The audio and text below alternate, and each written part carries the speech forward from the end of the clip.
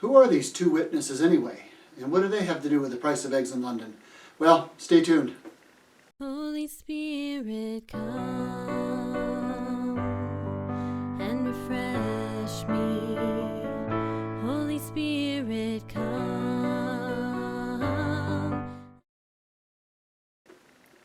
Welcome to Through the Bible in 5 Minutes. And as usual, I'm your host, Brad Keeney. And today we're going to look at the two witnesses of Revelation chapter 11, starting with verse 3 and going through 6 today. This is episode 37.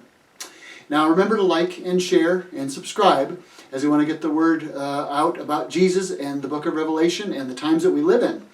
We want to make sure that people feel comfortable with this and these simple, easy to understand videos.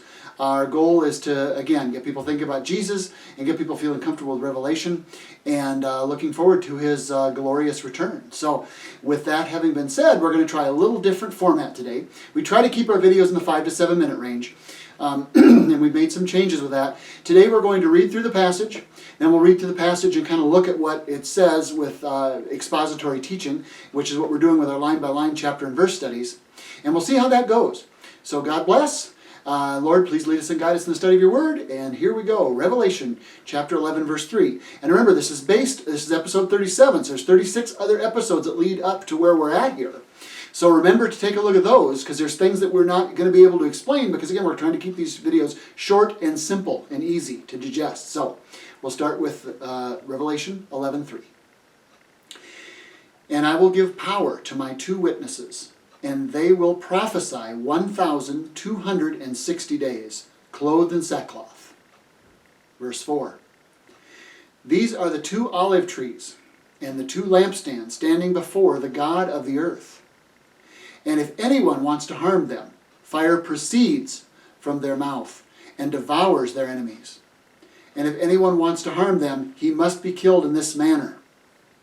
Verse 6.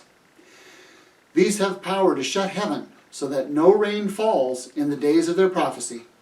And they have power over waters to turn them to blood and to strike the earth with all plagues as often as they desire. So here we get the introduction to the witnesses and some details. Of course, next episode we'll look at what happens to them.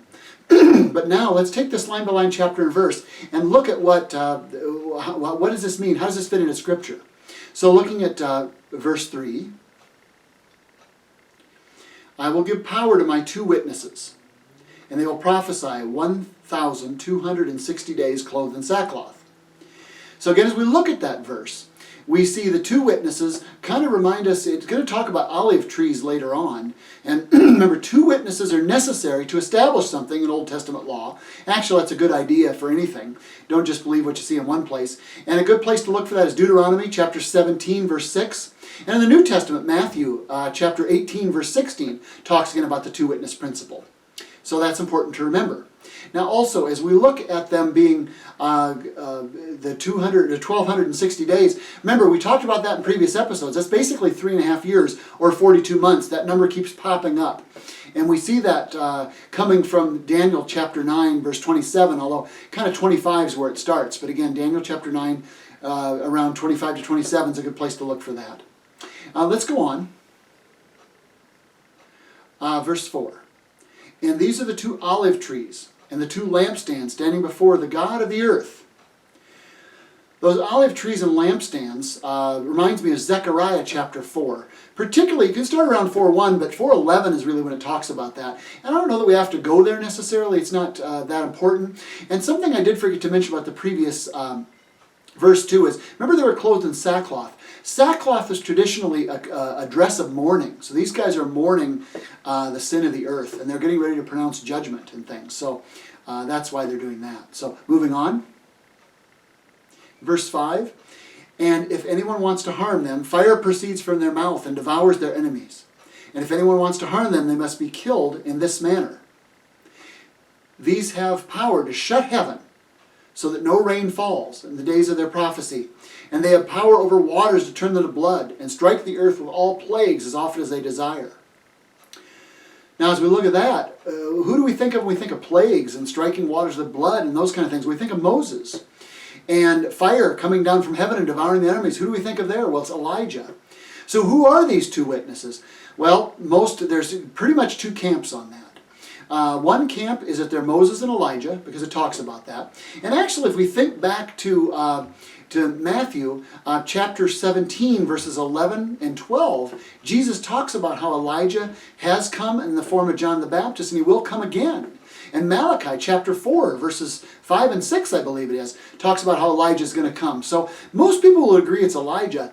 The one they're confused on is whether it's Moses, which it talks about the plagues, and there's lots of good reason to believe it could be Moses, or if the second witness is Enoch. And that's where the two camps generally are, is whether it's Enoch or Moses. Now remember, Hebrews chapter 9, verse 27 says, it is appointed for a man to die once and then the judgment. So many people say, well, the only two people who didn't die is Elijah and Enoch. And actually, if you look in the book of Jude, when it talks about what Enoch talks about, it does sound like he's making end-day prophecy there with what it says in Jude. However, there is debate here. So, irrespective of exactly who they are, we know they're going to be pronouncing judgment, and we'll see next time what happens to them on Through the Bible in 5 Minutes. God bless.